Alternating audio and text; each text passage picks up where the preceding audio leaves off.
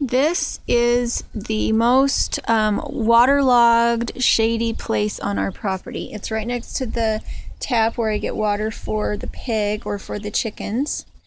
And so what I have placed here is mint and nettles and sorrel and what is this one? Darn it. It's the lovage, Magnus lovage. And so what I wanted to talk about was that anybody who's ever grown mint knows that it will take over your life. It will take over your world. Same thing goes for nettles.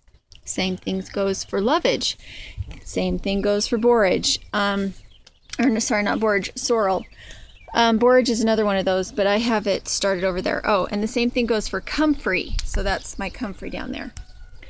Now, the commonality that all these things have is that they all like water, and they all like fertile soil, and they don't necessarily need lots of bright sunshine, but they need water, and they need some fertile soil. So all of these are aggressive plants. Oh, and I bought a honeysuckle. I got it for $13. It was a 2-gallon plant, and somehow it had been shipped at a really good price, or something had happened. And I had the honeysuckle in the backyard last year, but I didn't know that it can't tolerate temperatures of 115 degrees in the bright sun. I prefer something shady. And so this time I put it up here. And the blossoms haven't come out yet, so I haven't smelled it yet. Usually the blossoms are yellow, so I hope that they didn't mislabel it and that's why it was cheaper. Anyway. So everything that I have planted in this bed is aggressive. They are aggressive growers, or they are aggressive spreaders. See, this one's supposed to get like 6 feet tall, the lovage. These reproduce with rhizomes. They have little shoots that they send out under the ground. They don't reseed, they just rhizome it. And they spread like grass. And sorrel will just spread into this huge clump of loveliness that's good for sunstroke. And nettles will do the same. It will spread. And honeysuckle will just spread all over everything. It's like this, supposed to be this terrible, nasty vine that you can never kill. And then over there in one of the cages to protect from the chickens, I have strawberries. And then I have my comfrey. The reason I have them all planted together is because if I put mint in with any kind of bedding plant or edible anything that's annual, it will take over the bed and I won't be able to get a word in edgewise. However, if I put all of these aggressive plants, either aggressive reseeders or aggressive, they send out shoots that go into the ground that start new plants, which would be what strawberries are, then that one thing would take over this whole bed and I would have a monocrop and problems.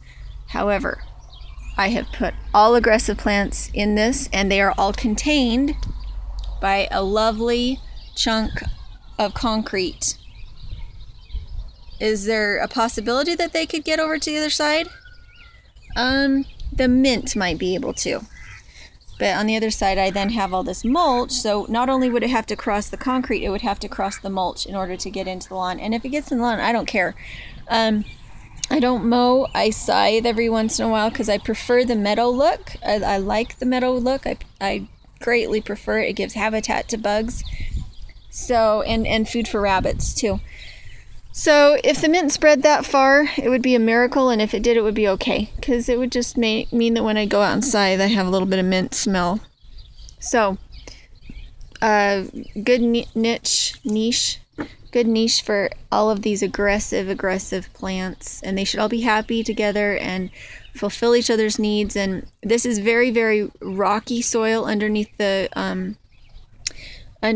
mulch. It is cobblestones with very little dirt.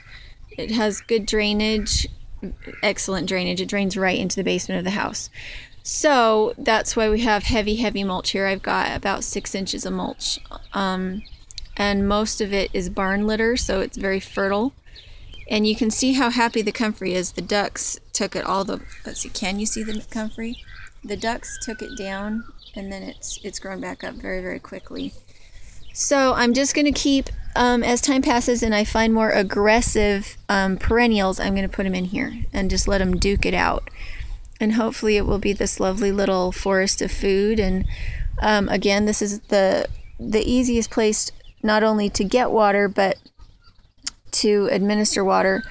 If I have a bucket I'm rinsing out or something, I can just put it on the plants and they should be happy. The most often that I water this is about every 3 months, if that. I don't really water this. I noticed that the strawberries were feeling a little sad, and this is the first time that I watered them, and I watered them yesterday. So it's the end of May, and I watered them yesterday. And they're new. So I believe if they were not new plants, I would not have had to water them. And I'm heavily watering the comfrey because I really want it to go really lush and vibrant right now so that I can get new starts off of it. So that's why I'm watering and fertilizing the comfrey really heavily. But the rest of this, I watered yesterday when I planted the honeysuckle. And so everybody's doing good.